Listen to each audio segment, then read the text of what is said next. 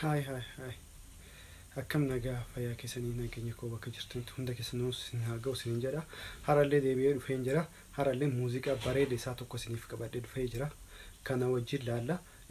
Achi dura jechuudha warri yaada qabdan yaada kanarratti tokko tokko qabdan baay'inaan wanni ani irratti dubbachaa jiru waa'ee artistoota keenyaa irratti kanumaaf waan jiru hundaa jechuudha karaa jalatti nuuf barreessaa achirratti jechuun yaada keessanii fi jajjabina keessanillee jalarratti isiniif ilaalaa waan ta'eef gaafii keessanillee deebiillee waan qabu jiru hunda isiniif deebisuudhaaf karaa achi jalatti isiniif yoo argadhe isiniif deebisuu danda'a. Kanumaaf hundi keessanuu karaa jalatti naaf barreessaa isinin jedha. Kanumaaf immoo har'a weellisaa jaalatamaa fi kabajamaa keenya baay'ee namni baay'een ka jaalatu jechuudha. Innis muuziqaa raapparaa bareedaa isaa tokko baasee nuuf dhufee jira. Isallee wajjin laalla. Kanumaaf gara isaatti deemne waliin haa deebinu.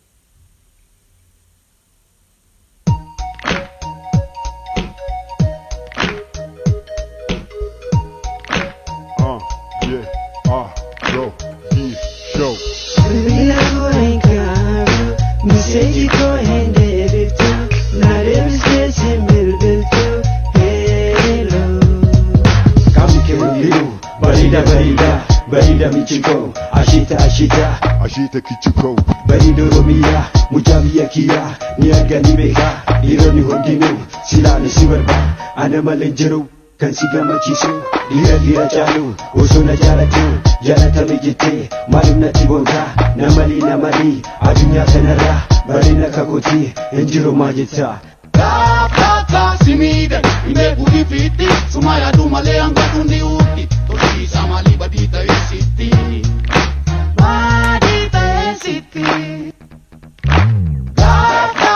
Simide, ime budi fiti, sumaya du male anga dundi uti, toti samali badita isiti. Badita isiti. Jalalaan qabamtee, hubamtee miidhamtee, osoo na jaalattu, hawwatee dhokfattee, anas maana miitaa, onni koo dhiitee, maaliif na rarraastaa, hirriba dhowwitee, sumii jaalalaatiin, onnee na waraantee, lakkiyaa siddisee, koo siddisa birraa, meelarraan fagaatee, yaadni kee na jira, qalbii koo na hatee, deemni kana biraa, eessa barte giiftii, atan na jaalalaa, onni koo fudhattee, anoo si bilbila koo kaastuu, qalbii koo fudhattee, maali naan deebistuu, mandarii natiyyaa, bareedduu mi'ooftuu. Akkan si jaalu beekta, osoon si laalu deemta. Hayyee erga akkanatti waliin laalle akka isin jaallattan abdii qaba waan ta'eef kanuma irratti jechuudha muuziqaa akkana kana bareedaa tokko tokko isinii deebisee sirba aadaa wajjin kan wal qabate kan birallee isinii fidee dhufuuf gara fuulduratti jira. Hayyee akkatti wajjin laalle waa'ee artistoota keenya irratti waan tokko tokko jechuun barbaada. Innis jechuudha waa'ee artistoonni keenya sirba bareedoo akkanaatii fi sirba aadaa irratti waa'ee bareedaa kan dalagan ta'e qarqaarsa kennaa fi humna kenna barbaachisa waan ta'eef kanaaf jajjabeessuu qabna.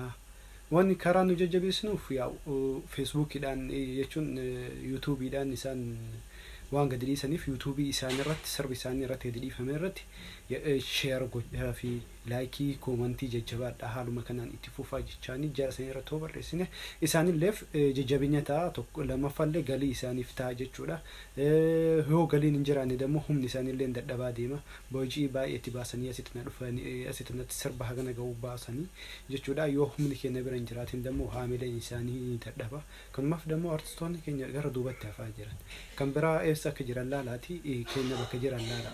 Kanumaaf dammoo sirba irratti namni baay'een muuziqaan dhageeffata haa ta'uuti ka dhageeffatu hunda jechuun osoo daawulood goonee feesbuuk irratti sheer hin godhin akkuma jirutti jechuudha liinkii isaa wajjin jechuudha feesbuuk irratti hoo sheer goone yookiin guruupii irratti waasaap irratti hoo sheer goone namni baay'een achi ilaale laayikii koomantii illee godhuufii danda'a. Kanumaaf isin hundi keessanuu jechuudha ilmaan Oromoo qeerroo fi qarreen hundi keessanuyyuu karaa saniin akka gargaartan abdii qaba jechuudha. Kanuma jechuu barbaade kan itti aanuun hanga isiniin deebutti naaf turaa isiniin jedha galatoomaa isiniin jedha warri yaada qabdan yaada keessan kara jalatti nu barreessa. Saala namni baay'een jechuudha jajjabaadha maal naan jechaa jiranii waa'ee yaada bareedaa kaafte warri ammallee yaada qabdan karaa jalaatiin nu barreessaa. Hundi keessanuu galatoomaa isiniin jedha. Nagaatti.